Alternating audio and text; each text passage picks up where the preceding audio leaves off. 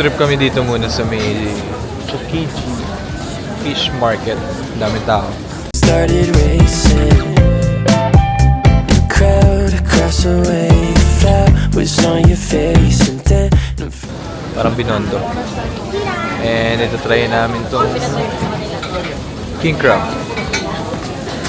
the way. Wait on a moment to say that I want you. You know that I want you. Ano yan? Tikem? Pwede na tikman?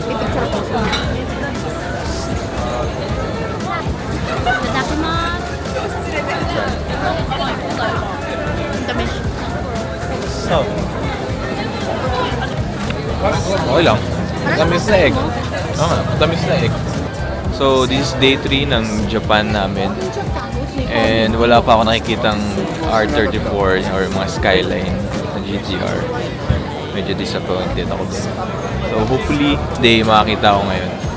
Kasi, tambay ako ng tambay sa labas. Lakad ako ng lakad sa mga kalye. Tapos wala pa akong makita. Diyan ah. Ha? Rate 1 out of 10. 10. 10 out of 10. Hard 9. Sarap ba? Fairness. Hindi siya malansa. Freshly cooked. Freshly picked tomatoes. Vlog out si Koya. Wagyu. Naman yung camera ba? Taste test ng Wagyu. Sarap. Nilagyan mo salt? Taste test pero prior na tikman yan. Peke. Sarap. Lambot. Para siyang natutunaw sa bibig mo. Ganun siya kasarap. Favorite salmon. Baka mga anak ni ano. Tadakimasu.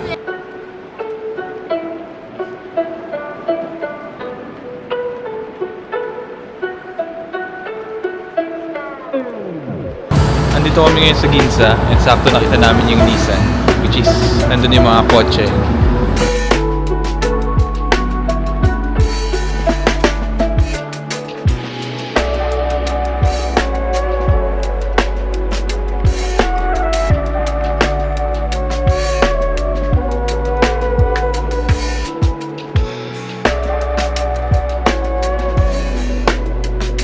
Tanong natin kung pwede umupo. And hopefully, pwede umupo.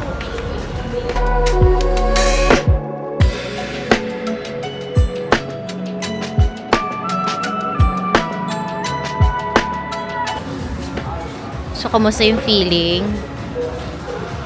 Eh, pwede na. Bagay. Future ko ito may Bakit? Wala lang. The feeling is... Surreal? Yeah. Sobrang solid niya. T-spec. Climate control. Nismo. Kagi sobrang comfy ng feeling. Para akong... Alam mo, parang sinukat. Hopefully makabili tayo nito in the future. Thank you.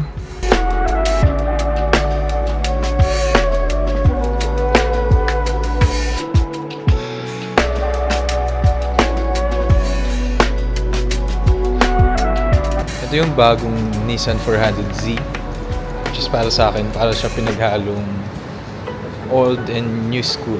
Parang ano siya, American muscle car.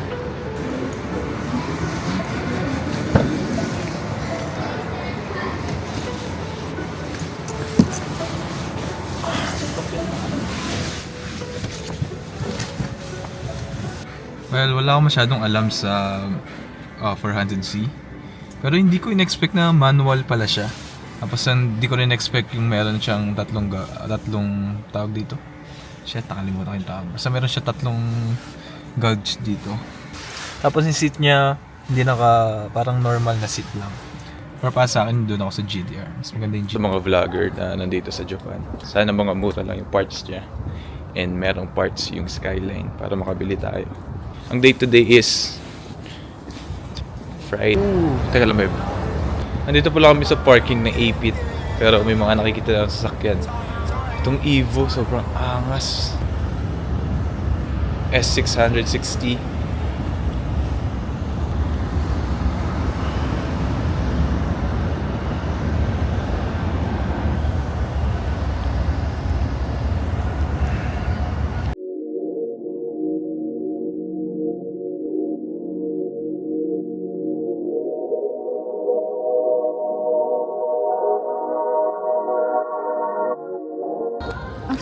So, titingin muna ako ng keychain.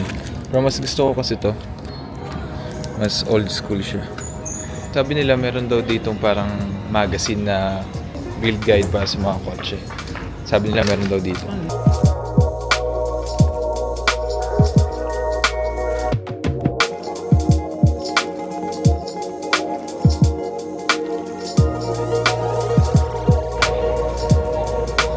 Pala yung favorite kong scent. So, meron na ito sa Lazada. I-post ko na lang yung link kasi feeling ko mas mura siya sa Lazada.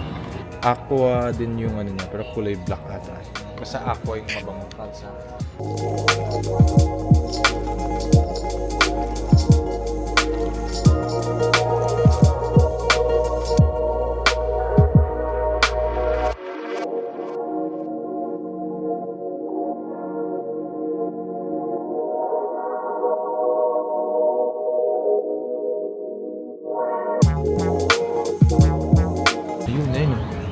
R32, BNR 34, 33, 35 yun. Ito.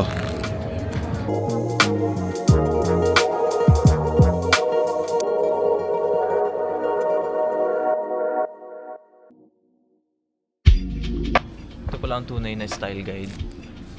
Tanong muna namin kung pwede open para makita namin yung loob. Pero ito yung style guide. Build guide niya.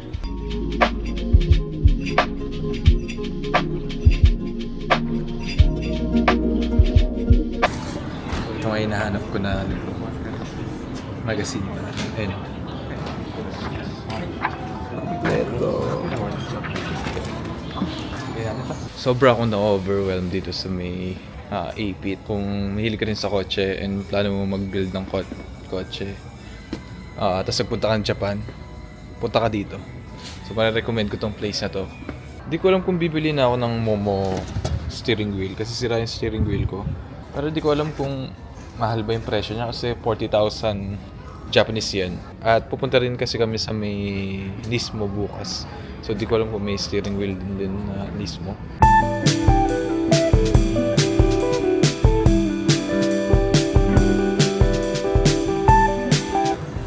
Yung mga hinahanap ko, napupuntahan dapat namin bukas is yung Nismo. Ito na siya. So, nag-check kami ng website ng Nismo kasi pupunta kami dun bukas.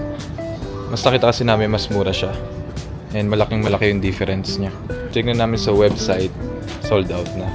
So, pinag-iisipan namin kung bibili namin ngayon yung steering wheel or susugal kami bukas.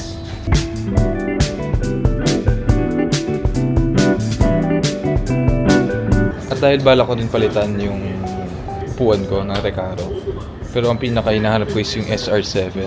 Kung mas okay sa Pilipinas bumili or dito kasi hindi ko pa din alam kung paano mag-ship ng ganito kalaki. Hindi magiging problema kung ano. Ito pala yung SR7 na hinahanap ko. Ganitong itsura. Pero ang gusto ko all black lang.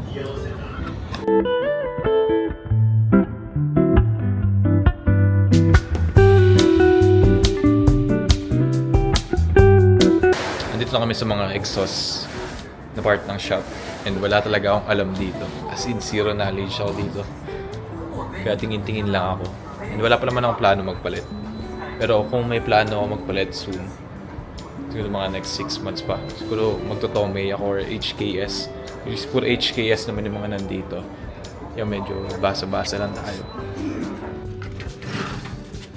Yan, smart. And can we open the shib nav first so we can check the black one, the silver one and the black one? Can we open that or not allowed? And then the steering wheel too. This one. Dito. Finish? Yeah, finish. Okay. Sa tingin ko, tapos na kami ngayong araw. Dami na namin nabili pero marami pa dapat pwedeng bilhin. Pero ayoko kasi nung impulse buying and yung isang bilihan kasi anong fun ng pag-build ng car yung isahan lang. So, unti-untiin lang natin yung sa mabuo natin. Para meron bang excitement every bili. Hindi yung isahan na lang. So, may satisfaction every gastos. Every punta sa mga shop. Every hintay. Wala naman ako masyadong pang bibilin dun sa Malayo mismo. din siya.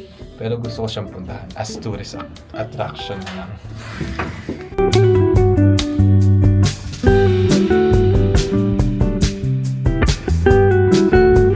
Happy kid.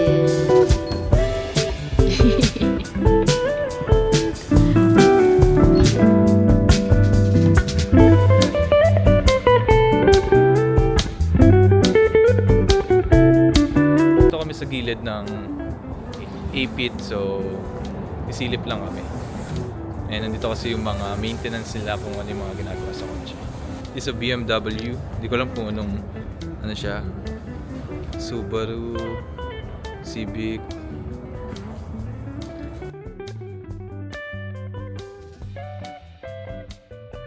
Pauwi na kami. Nakita namin yung mga kotse kina-car wash.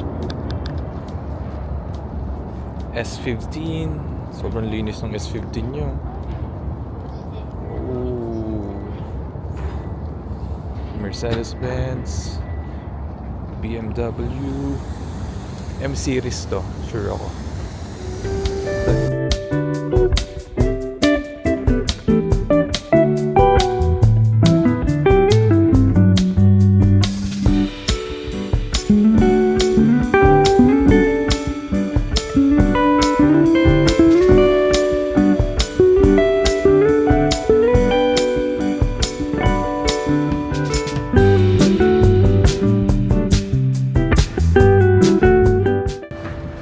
So, yun ang vlog natin for today.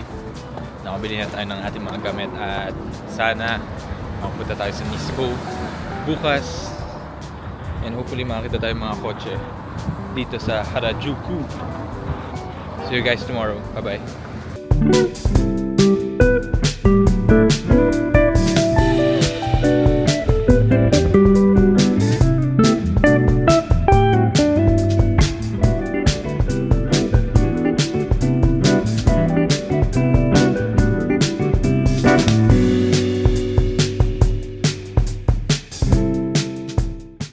Hi at welcome sa ating second day. At nagbago yung decision namin na hindi na lang pumunta ng Nismo.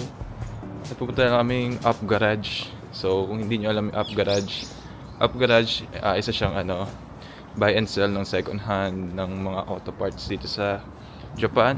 And according sa website nila, sila yung largest buy and sell second hand para sa mga motorcycle and auto parts.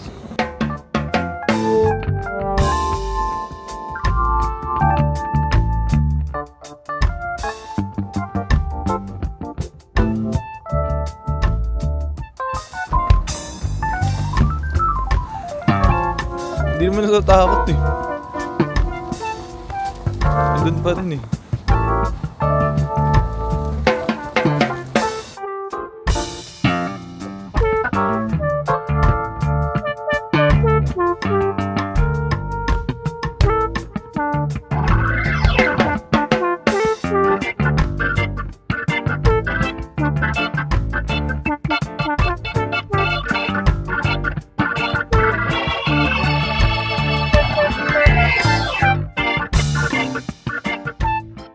Finally, we are here sa Up Garage. And hopefully, mahanap ko yung kung ano man ang hinahanap ko.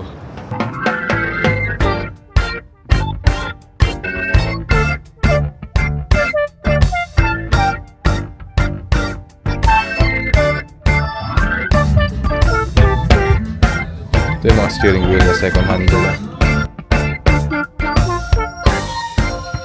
Headlight section. Let's see kung makikita tayo na headlight natin.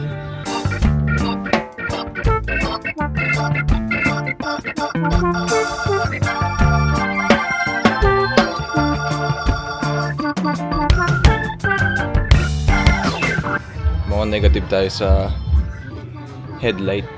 So, ibang parts naman.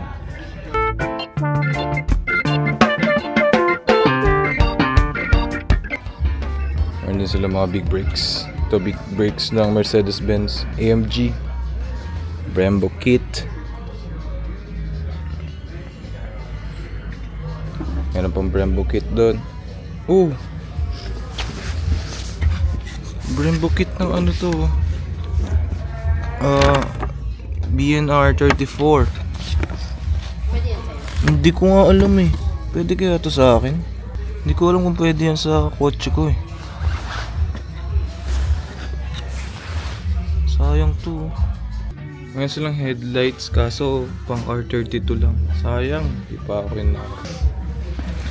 Ay, pati yung side mirror R32 lang din. Ay, sayang. Ayun. Ending. Wala akong nakita.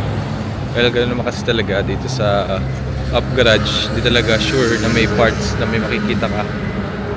So, yun lang yung nabili ko dito sa Japan. Kahapon lang. And hopefully mamaya may mga madaan na kaming auto shop. Pero tingin ko wala na. Pero ang pinaka-hope ko na lang sana makakita ko mga kotse ng Shibuya. Pero kung wala, dito ko na natatapusin yung vlog. Thank you guys for watching. And see you guys next